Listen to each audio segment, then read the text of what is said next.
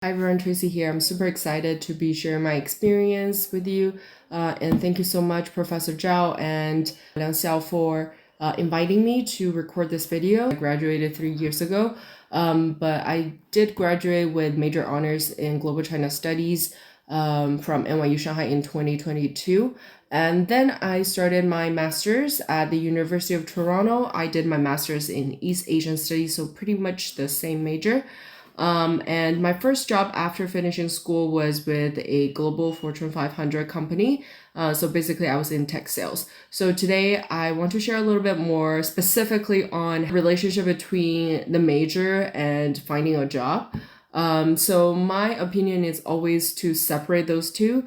I always choose the major that interests me, that give me a lot of insights and perspectives. I don't care as much in terms of finding a job using that major. Jobs these days are no longer something you can teach in school, but what you can get from school is perhaps your thinking ability, especially critical thinking. I think that's a key skill that we learn from this major, Global China Studies or East Asian Studies, because me as a Chinese person growing up in China, I had so many pre-constructed ideas about what China is or what China is about.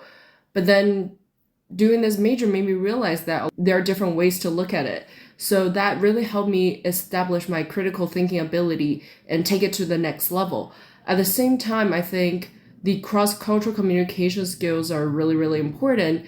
It's not just something that you learn from doing presentations, from doing research papers for the courses, but also you are interacting with classmates coming from different cultural and social and historical backgrounds. So in that case, you are talking about the same thing, you are discussing the same topic, but they might bring in different perspectives. And it might be challenging to face different opinions about what you think you know already, but gradually you will see the value in just hearing about different perspectives. Nowadays, we are faced with so much data. We have the ability to sift through the data and see what's behind the data. With the training in this major, we really have the ability to capture the intention of how the data is presented. And I think that's something super, super valuable, and you can totally make a case for you in business analytics,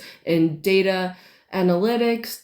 But at the same time, you need to have other skills, right? You cannot just say, hey, I have this skill and that's it. So in that case, I would say definitely major in Global China Studies or minor in Global China Studies, but you need to have some other skills.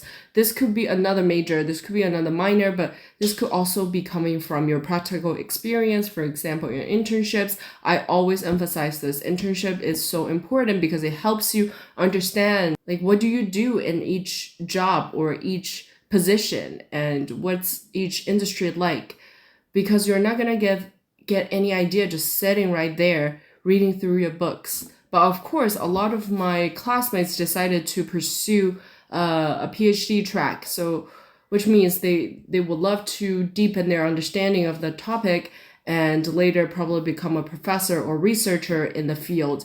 And that's totally fine, and I think a lot of people are going through that. Global China Studies is definitely a very important or very meaningful field to be focusing on. I hope you can all choose Global China Studies as a major or as a minor, or just take up some Global China Studies courses. So that's pretty much it. Thank you.